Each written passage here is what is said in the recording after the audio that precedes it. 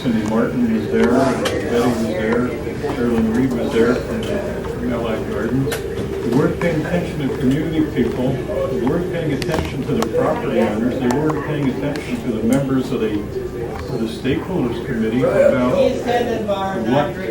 what they envisioned should be there. So instead of 20 stories, they dropped them down, and they're now meeting this month so that they can really work this next month, March 9th, is when the presentation will be made at the Church of the Nazarene about what came out of all of this. And they apologized on Saturday. They started out and said we weren't listening, and we've come up with some alternatives. And that's all they are right now. They're alternatives about closing Twain off at Mission Gorge and making that a pedestrian walkway from Mission Gorge to Fairmount. About putting through Mission Gorge Place to hook up to Fairmount. How they're going to do that remains to be seen. Extending Fairmount to Friars Road, whether it's a straight shot or around to Riverdale. So there were a lot of ideas, but there's nothing set in concrete. This is all in the draft stage, and they're still collecting ideas. So, I mean, from that perspective, there was a 180-degree change from Friday night to Saturday afternoon, because they listened to, especially to Dan Smith, who pretty much ripped them a new one, and refused to give up the microphone until he had to say. I highly recommend more of that. When we go to these meetings, take over the mic, and when they say, okay, your time's up, don't give it. Well, we get lectured at for hours by staff, penny dear from us. This is more informal. But that's the place. Go down to city council and you're not agenda public comment and tell them what you think. That you've been to the charrette and you didn't think much of it. They need to know. They're the ones who are going to make the final decision. They're going to take all the information that's passed along to them. Was Marty there at the charrette? Yes. Her staff? She sat down next to me when she first came in. I have a huge problem with the charrette, first of all, before I tell you about Marty. When they first talked about these charrettes, it made it sound like it was going to be this open house where you could go in, like look at stuff, like proposals, ideas, whatever, and they get little comments and go back to work. Well, Dr. Pearson and I, bakers, a lot of you in the room, we're not there. Why? Because you're working or whatever. We couldn't be there, so they virtually excluded anybody that had a job. You had to be either retired or in some way on the dole to be there, like be a planner, a Fenton, a pastor, something. So that irritated. So we were all pretty much shut out. It wasn't as they presented it. Okay, so I'm sitting there, I'm watching this because I expected to go to the house, and I'm seeing more presentation. Marty sits down next to me and says, "How's it going?" I said, "Well, Marty, it's going great because basically it's a room full of people that have been driving this process from the get-go. There's hardly any residents here. Look around the room." And she's like, "Oh." I said, "Yeah, so it's going along just fine. It's pretty much everybody putting out there what they were talking about months and months ago. And basically Matt Acker's idea, except I don't even know what he said, to build a wall of apartments by the trolley. It's been floated out. Let's make them real high to block that noise to protect that. But what about the people living in this? Sounds like a wonderful part of our life." So anyway, she was there. I made my little snippy comments in that beautiful little style I had, and I will be writing her to elaborate on what I was talking about because she needs to hear it. She is just listening to the people that want to develop this because that's who's coming down there. It's like, no, Grantville Action Group is speaking for a wide range of people. You're not hearing from them because we've got businesses to run.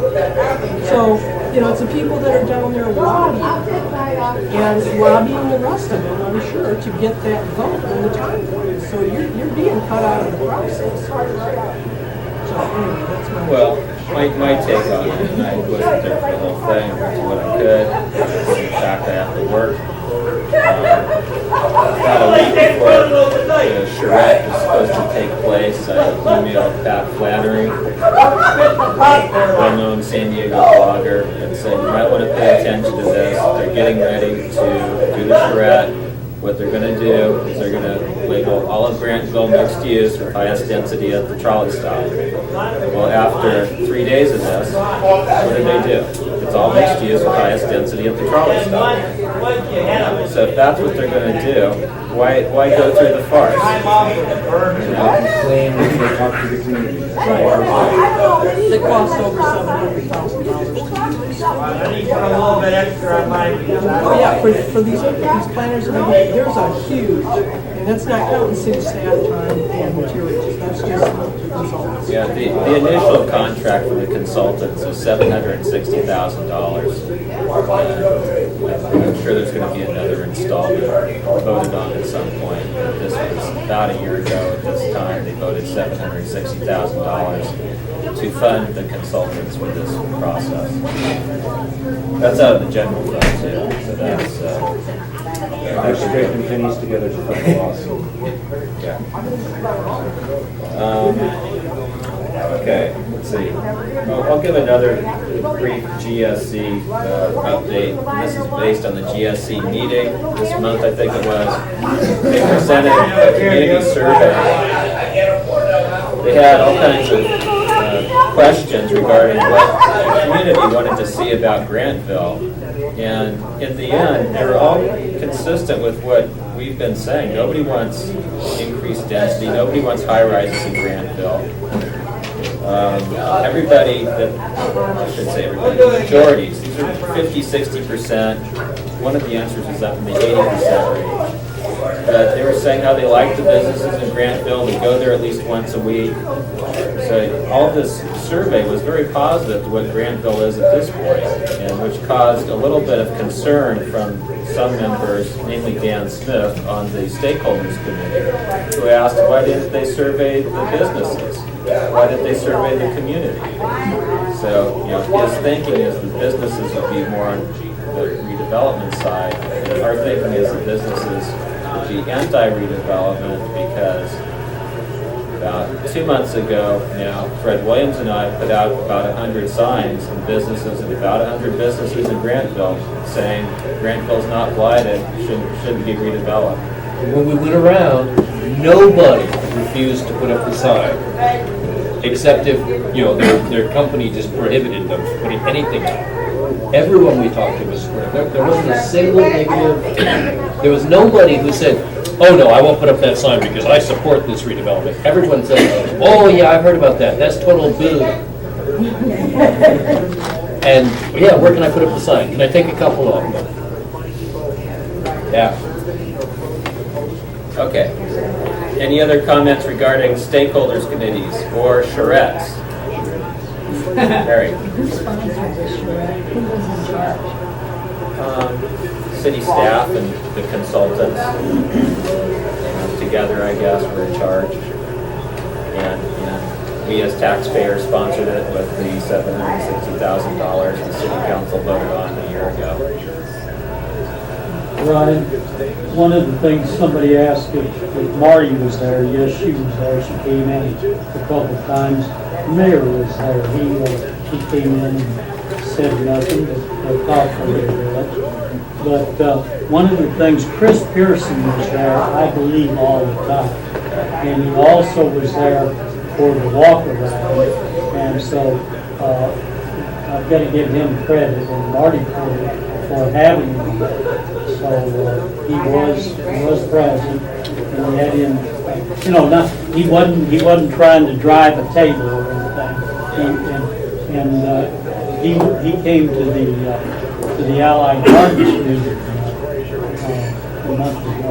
We were talking, and I asked him. I said, "Well, what do you see?" He says, I'm just here, I'm learning. He says, what we would like to see, a win-win for everybody. And I said, well, I don't know if we're going to get a win-win for everybody, but at least he's trying to, rather than drive something, he